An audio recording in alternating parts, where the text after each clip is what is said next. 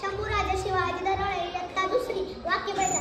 दंग होणे, गुंग होणे, मग्न होणे, उगम होणे, सुरुवात होणे, आरंभ होणे, सुखावणे, आनंद होणे, भेट होणे, भेटायला जाणे, स्वागत करणे, सन्मानाने बोलवणे, नीट पूर्ण करणे, पार पाडणे, नीट पूर्ण करणे,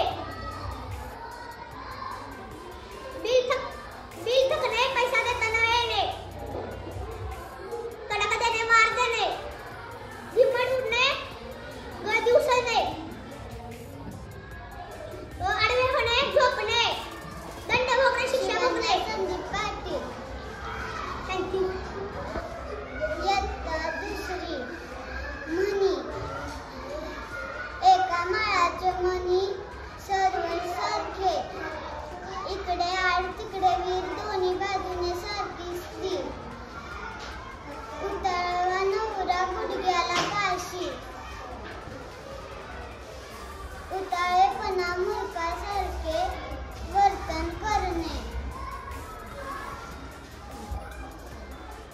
उचललेली जीभ लावली टाळ्याला,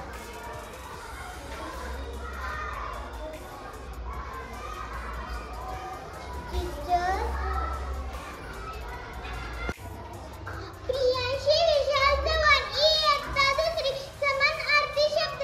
आई, माऊली, वडील, पिता, चांदणे, चंद्रिका, देव, सूर, आनंद, मोद, रात्र, रजनी, ढग, मेघ, डोंगर, पर्वत, पाणी, जल. थँक्यू. सृष्टी गणेश मुळते. इयत्ता दुसरी. विरुद्धार्थी शब्द. उशीर, लवकर, आनंदी, नाराज, दिवस, रात्र, जवळ, दूर, वाईट, चांगले, मित्र, शत्रू, उजळणे, मावळणे, सुंदर, कुरूप, हसणे, रडणे, आळस, उत्साह.